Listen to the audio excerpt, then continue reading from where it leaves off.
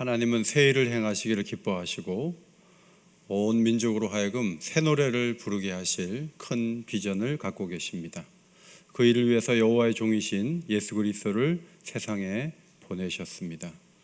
주님은 오셔서 온 땅에 빛이 되시고 지름길을 여시고 어둠을 물리치시고 광명 가운데 살 수 있는 길을 열어 놓으셨습니다.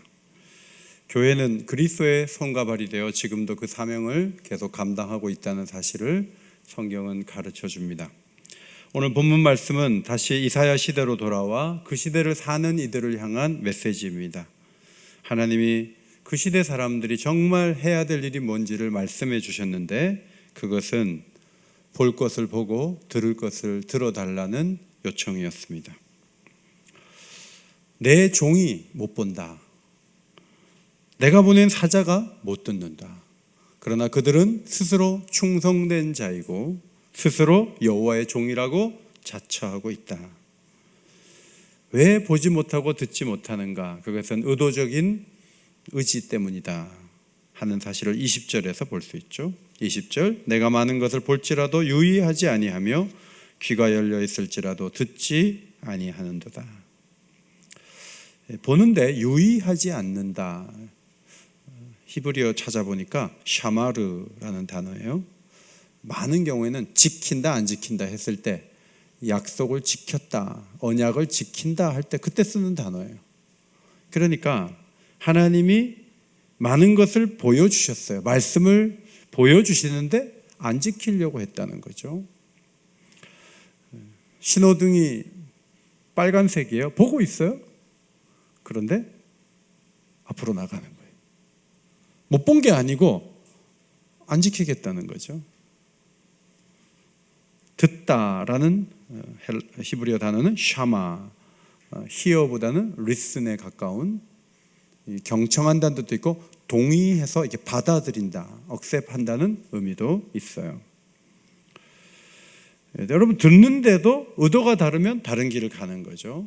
명절에 큰아버지 집에 갔는데 야, 갈 때는 전철을 타고 가. 여긴 전철이 좋아 라고 말씀하셔요. 네, 알겠어요. 큰아버지 하고 버스 타는 거예요.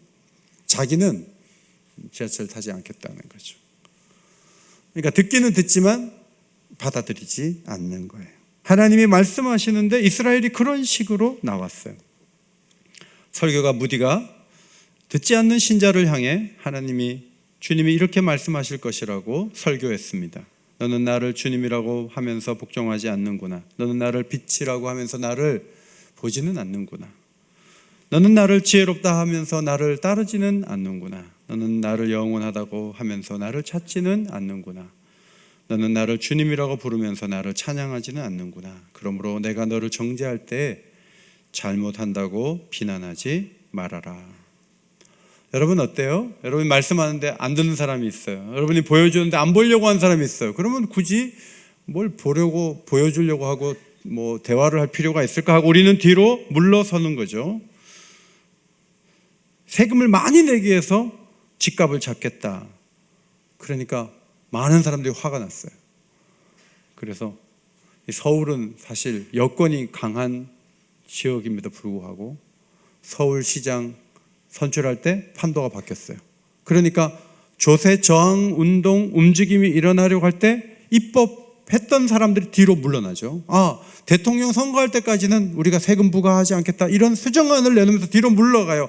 하나님께서도 안 보려고 하고 안 들으려고 하는 사람들의 모습을 보면서 움츠러들면서 뭔가 타협안을 제시할 것 같지만 하나님은 그런 분 아니에요. 21절, 하나님은 옳은 것을 위해서 그의 진리를 크고 존귀하게 하셨다. 더 분명하게 진리를 또렷하게 내세우셨고 22절로 25절은 바벨론에 가서 고생하도록 하셨다. 말씀대로 살지 않는 이들이 도둑맞고 탈취를 당하고 굴 속에 잡히고 옥에 갇히는 시간을 보내게 하셨던 것은 그들이 범죄하였기 때문이다. 하나님의 맹렬한 진노와 전쟁의 위력을 이스라엘에게 쏟아 부으세요. 그래서 사방이 불타올라요. 몸이 막 불타는 거예요. 그럼에도 불구하고 하나님은 자신의 계획을 강행하실 작정이라고 이사야 선지자를 통해서 말씀하셨습니다. 이것은 하나의 엄포는 아니에요. 열왕기하 25장에 가면 이사야와 예레미야를 통해서 말씀하셨던 그것을 전부 현재 역사에서 펼쳐나가시는데, 그 기록을 살펴보면 그 성벽이 파괴됨에 모든 군사가 밤중에 두 성벽 사이 왕의 동산 견문길로 도망하여 갈대아인들이 그 성읍을 에워쌌으므로 그가 시드기야 왕이 아라바 길로 가더니 갈대아 군사가 그 왕을 뒤쫓아가서 여리고 평지에서 그를 따라잡음에 왕의 모든 군대가 그를 떠나 흩어진지라 그를 결박하여 바벨론으로 끌고 가나 두 눈을 뽑고 보는 앞에서 왕자들 다 죽이고 끌고 가요. 하나님은 굉장히 거칠게 다루시죠. 이 고집스러운 이 의지를 꺾기 위해서 맹렬한 진노를 쏟아 부으세요. 그러면 이제 이런 모습을 보면서 어떻게 선한 신이 이럴 수가 있느냐, 이런 의문이 나오죠. 그러나 하나님은 오래전에 율법을 주실 때 미리 약속하셨죠. 신명기 28장 62절 너희가 하늘의 별같이 많을지라도 내 하나님 여호와의 말씀을 청종하지 아니하므로 다 잡혀가고 남는 자가 얼마 되지 않을 것이다 라고 미리 말씀을 하신 거예요. 신호 위반을 하고 때로는 주차 위반을 해요. 우리 교회 앞에 주차 위반하면 13만 원이니까 엄청나게 비싸요. 그러면 어떻게 이렇게 13만 원을 나한테 이렇게 내라고 할 수 있냐, 이렇게 항의할 수도 있지만 계속 얘기하죠. 여기 교체하면 13만 원 낸다, 막 계속 얘기한 다음에 나오는 거하고 갑자기 얼마를 내라 하는 거하고는 다른 거예요. 하나님도 오래전에 모세에게 말씀하시고 이사야에게 약속을 상기시켜 주셨어요. 그리고 계속 듣지 않고 보지 않았기 때문에 예루살렘 성을 허무시고 맹렬한 진노를 쏟아 부으셨어요. 하나님 무서운 심판자이시죠. 말씀하신 대로 맹렬한 진노를 쏟으세요. 그럼 하나님은 심판자이니까 우리가 무서워하고 우리가 겁내는 길만이 우리가 가야 될 길인가? 그건 아니에요. 43장에 와서는 하나님이 정말 보여주고 싶은 것, 하나님이 정말 들려주고 싶은 이야기를 꺼내세요. 43장 1절 야곱아 너를 창조하신 여호와께서 지금 말씀하시느니라. 정말 하고 싶은 얘기를 하시는 거예요. 야곱에게 얘기해요. 내가 너를 창조했다. 내가 너를 지었다. 여러분 아시죠? 야곱과 에서 중에 남자다운 사람은 에서고 야곱은 어머니 치마 밑에 들어가 있는 사람이죠. 그런 아들이었어요. 그런데 뱃속에서부터 에서는 버리고 야곱은 택했다 하셨어요. 자기는 결혼에 사기당해가지고 이렇게 저렇게 애를 낳다 보니까 12를 낳았어요. 그런데 그 아이들이 12지파의 조상이 돼요. 그들이 가난해서 기근 중에 애굽에 갔지만 하나님은 그들을 건져내세요. 그리고 민족이 되어 출애굽하게 하세요. 가나안에 정착하여 영광이 있고 언약들과 율법 예배 약속이 있는 나라를 이루게 하시죠. 하나님께서 말씀하세요. 야곱 내가 너를 창조했어. 내가 너를 지었어 라고 말씀하세요. 천지창조는 말씀 한마디에 빛이 생기죠. 말씀 한마디에 해와 달이 만들어져요. 그런데 사람을 만들고 특별히 야곱을 만들었다 했을 때는 긴 역사를 포함한 거예요. 그 안에 지혜가 있고 인내가 있고 하나님의 사랑이 담겨있는 긴 시간을 포함하는 개념이에요. 우리 또한 하나님이 창조하셨죠. 나라는 사람을 만들기 위해 하나님은 많은 일을 하셨어요. 어떤 목사님한테 지금 요새 인터뷰하고 멘토 같은 분이 저를 도와주세요. 저를 이해하시려고 그분이 물어봐요. 어머니는 어땠어요? 그다음 처음 사역지에서는 어떤 목사님을 만났습니까? 오긴교에서 뭘 배웠죠? 그 다음에 당신에게 최고의 멘토가 되는 사람은 누굽니까? 당신에게 영향을 준 이름 뭐죠? 계속 물어요. 그래서 제가 그거를 답을 한 다음에 녹음을 해가지고 타이핑을 해서 그분에게 보내는 게 숙제예요. 근데 제가 말한 걸 타이핑을 하다 보니까 오늘 이렇게 설교를 하기까지 하나님이 오랫동안 준비를 시켜주셨구나. 그것을 발견했어요. 여러분도 오늘 여기에 오기까지 얼마나 많은 준비를 하나님이 하셨을까요? 오늘 조결이라는 형제가 아쟁을 연주하기까지 중학교, 고등학교 때부터 준비해서 오늘 이 연주가 되는 거죠. 어제 배워갖고 오늘 하는 사람은 없어요. 하나님이 우리 한 사람 한 사람을 그렇게 창조하셨고 지으셨다는 것을 기억할 필요가 있어요.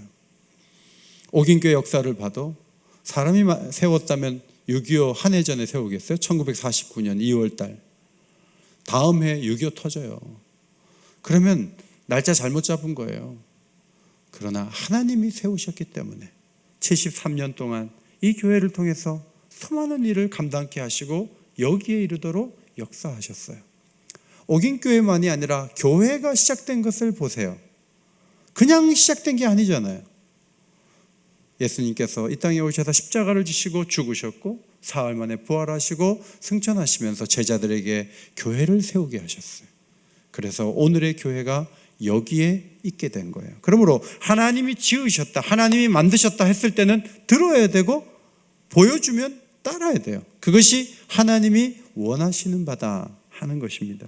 1절에 내가 너를 구속하였고 그랬죠. 바벨론 포로 상태에서도 건지시고 모든 죄에서도 건지세요. 1절 하반절에 내가 너를 지명하여 불렀나니 너는 내 것이라. 이따가 이 찬양 부를게요. 나의 안에 거하라. 지지아님께서 아주 설교 딱 맞는 찬송을 잡고 또 복음송을 잘 선곡을 해주셔서 감사해요. 이따가 헌금 기도 마치고 나의 안에 거하라 그 찬양을 드릴게요. 여러분, 물 가운데 지난다 해서, 강을 건넌다 해서 불 가운데로 지날 때 불꽃이 사르지 않게 하시고 물에 떠내려가 죽지 않게 하세요. 노아 홍수에서 자기 백성을 지키세요. 홍해의 길을 여셨을 때 이 바로의 군사들은 전부 죽지만 한 사람도 빠짐없이 물에 빠지지 않고 건너요. 요단강도 건넜어요. 하나님이 물 가운데서 건져주신 거죠. 다니엘의 세 친구가 풀무불에 던져졌어요. 이사야 선지자로부터 꽤 긴 시간이 흐른 후였죠. 그런데 3명이 우상 숭배하지 않겠다고 던져졌는데 4명이 다니는 거예요. 느부갓네살 왕이 이상하게 봤죠. 그래서 이렇게 외쳤어요. 내가 보니 결박되지 아니한 4사람이 불 가운데로 다니는데 상하지도 아니하였고 그 넷째 모양은 신들의 아들 같도다. 예수님께서 바로 그것에 오셨다 그렇게 해석하는 신학자들도 있어요. 불 가운데 그냥 문학적 표현이 아니에요. 그 어려운 상황에서도 건져주셨다. 하나님이 하고 싶은 말씀은 이거예요. 3절 나는 내 여호와 내 하나님이요 이스라엘의 거룩한 이요 내 구원자임이라. 자, 앞에 보시고 3절 이 말씀이 오늘 핵심이에요. 같이 한번 읽겠습니다. 시작. 나는 여호와 내 하나님이요 이스라엘의 거룩한 이요 내 구원자이며 나 너의 하나님이야 라고 말씀하셨어요. 하나님은 전능하신 분이죠. 전능자예요.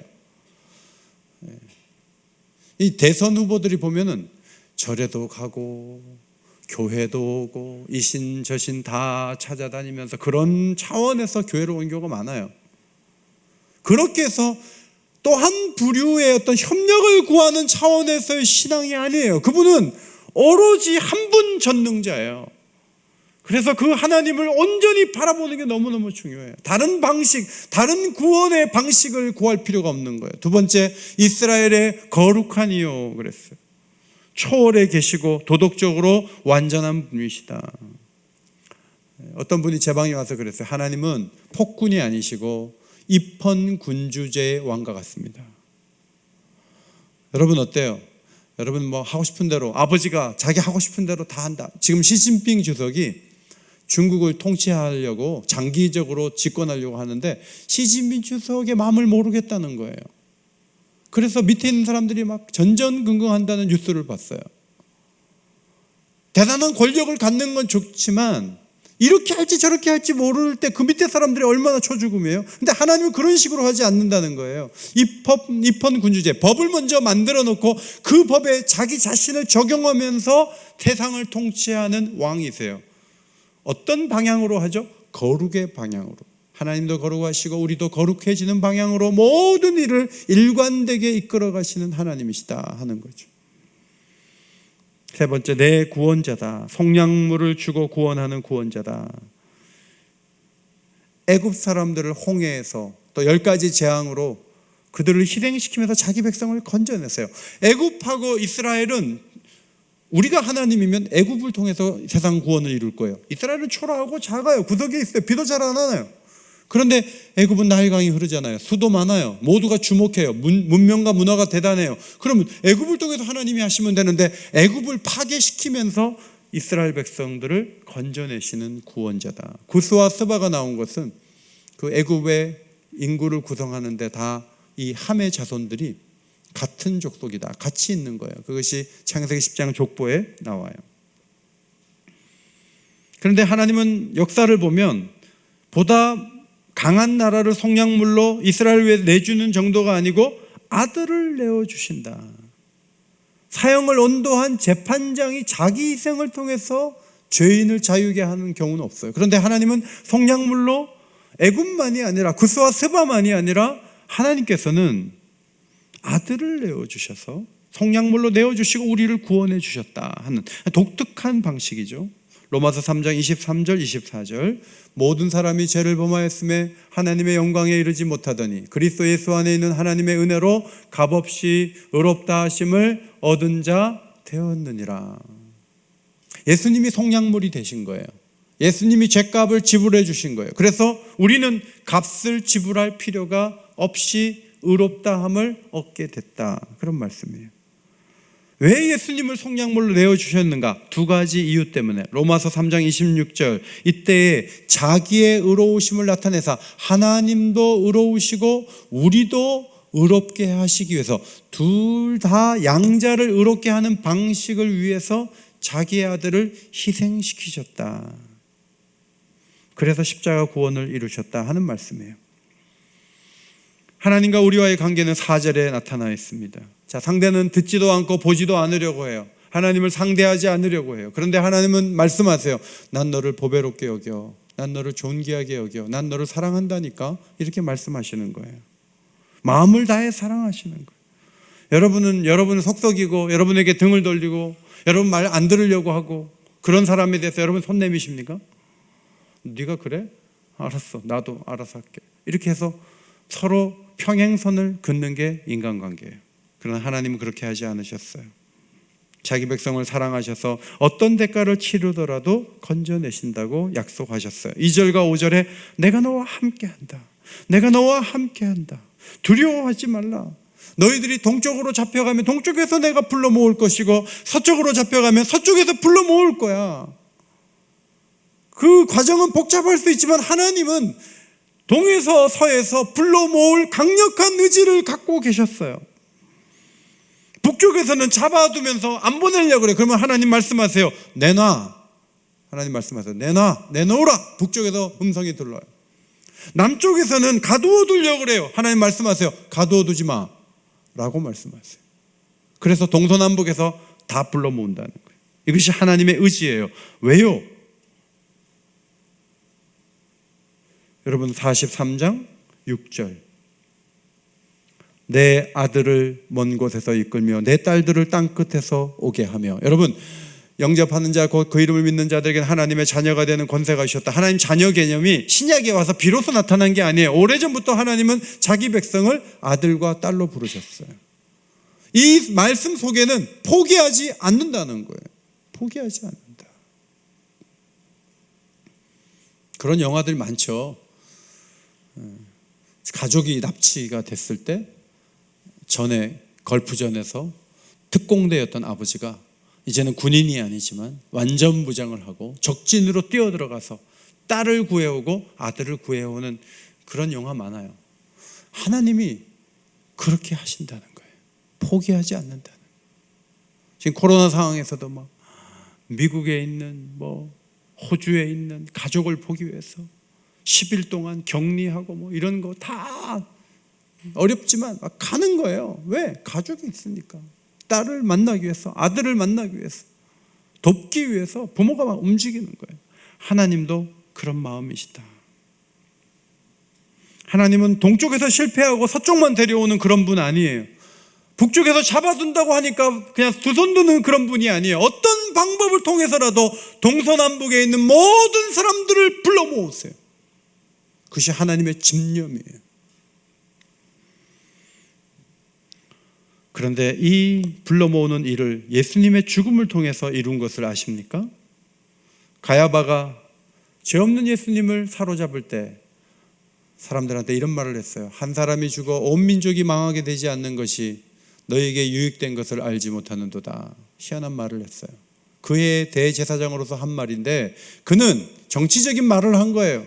예수라는 청년이 너무 크게 일어나서 군중이 되면 그것을 진압하기 위해서 로마가 개입하고, 로마가 개입하면 나라가 끝장나니까 이 한 청년이 죄가 없어도 죽어주는 게 우리 모두에게 유익하다, 그러므로 예수를 잡자, 이런 영치적인 계산으로 한 말이지만, 그러나 그 말은 그냥 한 것이 아니다. 하나님의 경륜 속에 한 말이고, 또 그 민족만 위할 뿐 아니라 흩어진 하나님의 자녀를 모아 하나가 되게 하기 위하여 죽으실 것을 미리 말함이로라. 양을 잡는 대제사장의 입장에서 예수님이 죽으심으로 흩어진, 동서남북으로 흩어진 하나님의 자녀가 다 모여져서 하나님께 영광을 돌리는 그 일을 위해서 예수님이 죽으실 것을 대제사장으로서 미리 말한 것이다, 그렇게 해석을 해요. 그래서 예수님께서 부활하신 후에 승천하기 전에 제자들에게 말씀하셨어요. 너희는 온 천하에 다니며 만민에게 복음을 전파하라. 흩어진 하나님의 자녀를 모으기 위해서 온 세상을 다니며 복음을 전파하라, 그렇게 명령하신 것이죠. 멀리 있는 자녀들을 불러 모으시려는 목표 7절에 나옵니다. 내 이름으로 불려지는 모든 자 곧 내가 내 영광을 위하여 창조한 자를 오게 하라. 그를 내가 지었고 그를 내가 만들었느니라. 하나님의 영광을 위해서 사방에서 불러 모으시겠다. 바벨론에서 잡혀갔다가 온 사람도 너무 감격스럽게 왔지만 시간이 좀 흐르니까 또 이기성이 발동해요. 그래서 학개 선지자를 통해서 말씀하셨죠. 이 성전이 황폐하였거늘 너희가 이때 판벽한 집에 거주하는 것이 옳으냐. 바벨론으로 잡혀갔다 왔으면서도 이제 좀 잘 살자 하고 자기 집 잘 꾸미는데 관심을 가졌지, 성전이 황폐된 것은 신경을 안 써서 성전 역사가 계속 미루어지고 예배는 뒷전이고 자기 잘 사는 것이 우선인 그런 상황을 보시고 학개 선지자를 통해서 책망하셨어요. 말라기 선지자를 보내서 하나님은 말씀하셨어요. 너희가 눈먼 희생 제물을 바치는 것이 어찌 악하지 아니하며 저는 것 병든 것을 드리는 것이 어찌 악하지 아니하냐. 하나님께 드리는 것은 너무 아깝고 너무 적게, 자기를 위해 쓰는 것은 막 어마어마하게 쓰는 거예요. 총독에게 줘봐라. 뭐 어차피 양 죽을 거, 저는 거 갖다 줘야 되겠다. 시장 가서 팔면 돈도 안 되는 거, 이거 하나님께 갖다 드려야 되겠다. 여러분, 폐지 모아가지고 선교한다고요? 선교는요, 월급 타자마자 그 귀한 월급에서 드리면서 하는 거예요. 빈병 팔아갖고 주의 일 하는 거 아니에요. 물론 그것까지도 정신은 귀해요. 그러나 주의 일은 그런 방식으로 하는 게 아니에요. 출애굽해서 데리고 오면 뭐예요? 가나안에 가서 딴짓하고, 바벨론에서 잡혀간 사람들 데려오니까 또 딴짓해요. 그러면 하나님이 정말 보고 듣고 하나님의 비전에 헌신할 만한 사람들을 언제 불러 모으실 거예요? 예수님이 오신 후 교회를 세우시고 교회가 하나님의 마음을 시원케 하는 일을 하기 시작했어요. 그 모습이 사도행전 2장이에요. 믿는 사람이 다 함께 있어 모든 물건을 서로 통용하고 또 재산과 소유를 팔아 각 사람의 필요를 따라 나눠주며 날마다 마음을 같이하여 성전에 모이기를 힘쓰고 집에서 떡을 떼며 기쁨과 순전한 마음으로 음식을 먹고 하나님을 찬미하며 또 온 백성에게 칭송을 받으니 주께서 구원받는 사람을 날마다 더하게 하시니라. 드디어 하나님이 꿈꾸는 공동체가 세워진 거예요. 주일날만 교회 오는 거 아니에요. 일주일 내내 성도들과 함께 교류하고 사랑하고 지원해주고, 그리고 또 성전에 모이기를 힘쓰고 하나님을 높이고 사람들이 칭찬할 만한 일들을 많이 감당해서 사람들이 교회를 우러러보고, 그래서 더 많은 교인들이 모이는 놀라운 초대교회의 모습은 하나님이 꿈꾸던 공동체가 이루어지고 있다는 것을 보여주는 거예요. 성도 여러분, 하나님이 보여주신 것을 지키시기를 바랍니다. 하나님이 들려주시는 음성을 그대로 듣고 이행하는 주의 백성들이 되시기를 바랍니다. 그것이 하나님이 원하시는 거예요. 니콜라우스 루트비 폰 친첸도르프, 이름이 되게 길어요. 굉장히 긴데 이 백작은 귀족 집안에서 태어났어요. 이제 아버지한테 많은 돈을 물려받아가지고 앞으로 더 많은 재산을 갖게 될 것이다, 이런 기대를 가지고 사는 거예요. 백작인데 일은 안 해요. 안 해도 많은 돈이 들어와요. 그 인생은 여유와 쾌락과 명성이 가득했어요. 그러나 그 인생은 조개 껍데기 같은 인생이에요. 1720년 뒤셀도르프에 있는 한 미술관에 갔다가 도메니코 페티의 그림 에코 호모, 보라 이 사람을, 이 그림을 이렇게 유심히 보고 있어요. 이 그림을 이렇게 보는데 이 감동이 오는 거예요. 십자가를 지기 전에 매맞은 예수 그리스도의 피 흘리는, 가시면류관을 쓰고 피 흘리는 이 모습을 보는데 그 밑에 글이 있어요. 그 글에 이렇게 쓰여 있어요. 나는 널 위해 이 모든 것을 했는데 너는 나를 위해 무엇을 했느냐. 이 보고 듣는 이 한순간을 통해서 친첸도르프가 내가 이제는 더 이상 여유로운 인생을 그냥 살면 안 되겠다 하고 자기 집을 하나님 사역을 위한 본거지로 세웠어요. 그리고 선교 사역자들을 후원하기 위해 모든 재산을 기증했어요. 여러분, 20대 청년들 가운데 친첸도르프의 이 비전에 녹아져서 수백 명이 그의 집에 몰려들었어요. 그리고 그들을 훈련해서 온 세계로 보냈어요. 그들은 스스로 모라비안이라고 자신들을 불렀습니다. 이 공동체는 1727년 밤을 지새워 기도를 하는 거예요. 돌아가면서 밤을 지새워 기도하는데 해가 뜨는 거예요.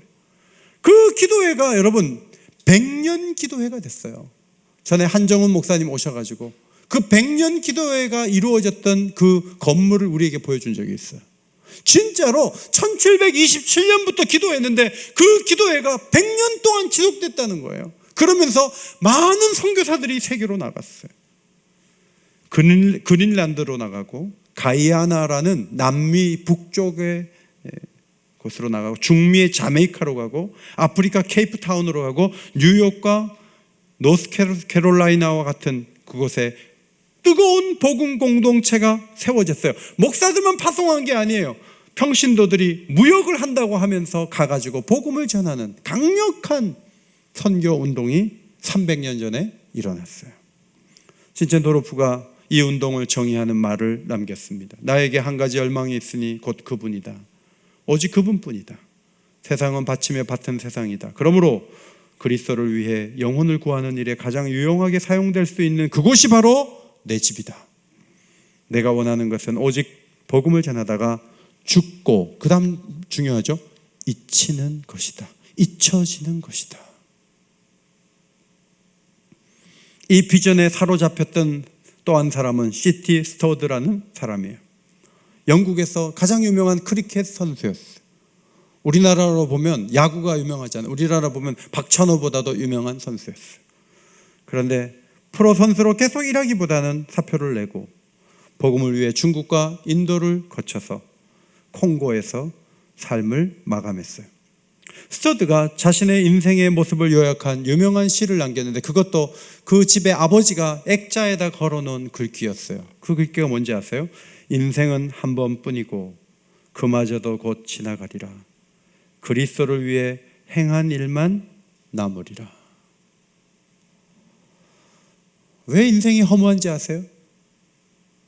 보고 들은 말을 누리려고는 하지만 그것을 자신의 삶에 펼치려고 순종하지 않기 때문에 그래요. 뭔가 인생을 걸만한 문제 속에서 그것을 헤쳐나가고 하나님 앞에 순종하는 하루하루를 사는 사람에게는 생기가 있고 능력이 있는 거예요. 그러나 그런 것들이 없이 무사안일하게 하면 우리는 무너질 수 있어요. 하나님은 많은 것을 보여주셨어요. 하나님 많은 것을 들려주셨어요. 정보가 더 필요한 게 아니에요. 순종이 필요한 거예요. 오늘도 하나님이 보여주신 것을 그대로 따르는 주의 백성들이 되시기를 큰 소리로 아멘 하시기 바랍니다. 하나님이 들려주신 대로 그 길을 걸어가겠다고 확신을 가지고 기도하는 주의 백성들이 되기를 주의 이름으로 축원합니다. 방언을 받지 않아도 좋아요. 한 10명이 앉아가지고 돌아가면서 기도하자 해서 밤새 기도했는데 해가 뜨는 그런 경험 해보셨어요? 기도의 불을 다 꺼놓고 성령의 충만함을 받지 못한 채 어떻게 이기적인 내가 헌신적인 사람이 될 수 있을까요? 기도하다 보면 하나님이 나를 이끄지 않을까요? 하나님 말씀대로 순종할 수 있는 힘을 주시지 않을까요? 성경이 많이 인쇄되었고 많은 그림이 있고 많은 도전적인 영상이 있지만 순종하는 사람 많지 않아요. 제대로 보고 제대로 들어서 주님 마음을 시원케 해드리는 복된 자리에 서게 되시기를 예수의 이름으로 축원합니다. 하나님 고맙습니다. 우리의 눈을 열어주시고 귀를 열어주셔서 보배롭고 존귀하게 여기며 사랑하시는 하나님께 보답하며 사는 저희 모두가 되게 하여 주시옵소서. 더 많은 정보만을 요구하는 사람들이 아니라 이제까지 보고 들은 바를 삶 속에 실천하며 달려갈 수 있도록, 그리스도를 위해 복음을 위해 살 수 있도록 우리의 중심을 주장하여 주옵소서. 간구하며 예수님 이름으로 기도하옵나이다. 아멘.